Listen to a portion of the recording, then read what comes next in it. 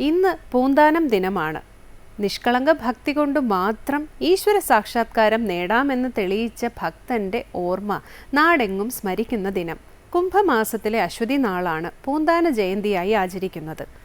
പൂന്താനം രചിച്ച ജ്ഞാനപ്പാന ഒരു ദിവസമെങ്കിലും കേൾക്കാത്തവരോ അതിലെ 2 വരിയെങ്കിലും ചൊല്ലാത്തവരോ ഉണ്ടാകില്ല.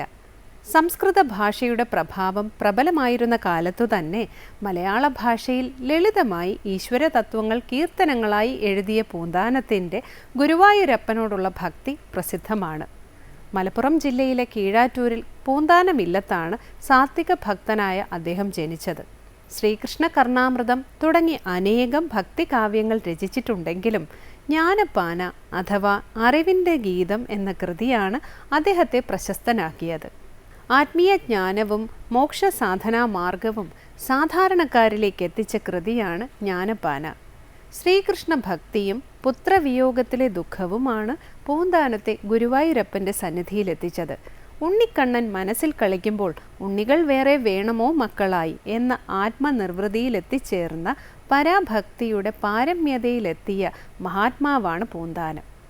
മോക്ഷസിദ്ധിക്കുള്ള ഏകമാർഗം കൃഷ്ണഭജനം മാത്രമാണെന്ന് ഭക്തർക്ക് തെളിയിച്ചു കൊടുത്ത ഭക്തകവിയാണ് പൂന്താനം. പൂന്താനത്തിൻ്റെ ജീവിതവും ദർശനവും തലമുറകൾക്ക് വെളിച്ചവും വഴികാട്ടിയുമാണ്. ഭഗവത് സാക്ഷാത്കാരം നേടിയ പൂന്താനത്തെ ഒരിക്കൽ കൂടി നമസ്കരിച്ചുകൊണ്ട് നമുക്കിനി ഗുരുവചനം കേൾക്കാം. അധാർമികമായ പ്രവൃത്തി പോലെ തന്നെ ചീത്തയാണ് അധാർമികമായ ഭാവനയും. സുനിയന്ത്രിതമായ ആഗ്രഹം ഏറ്റവും മെച്ചപ്പെട്ട ഫലം തരുന്നു. തുടർന്ന് ശ്രീ കാവാലം ശ്രീകുമാർ ശിവ അപരാധ ക്ഷമാപണ സ്തോത്രം ചൊല്ലുന്നത് കേൾക്കാം.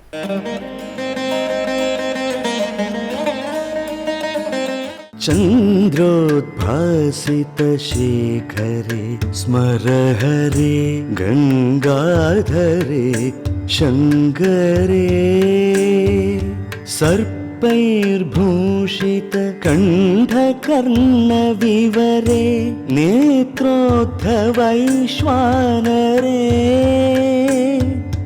ദന്തിത്വകൃതസുന്ദരാംബരധരേ ത്രൈലോക്യസാരേ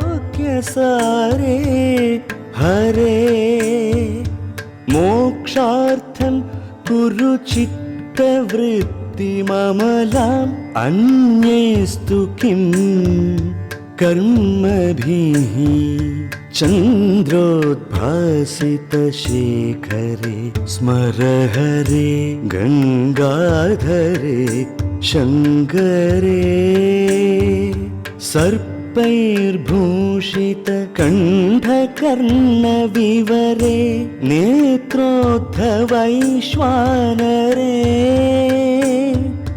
ദന്തിത്വകൃതസുന്ദരാംബരധരേ ത്രൈലോക്യസാരേ ഹരേ മോക്ഷാർത്ഥം കുരു ചിത്തവൃത്തിമമലാം അന്യേസ്തു കിം കർമ്മഭിഃ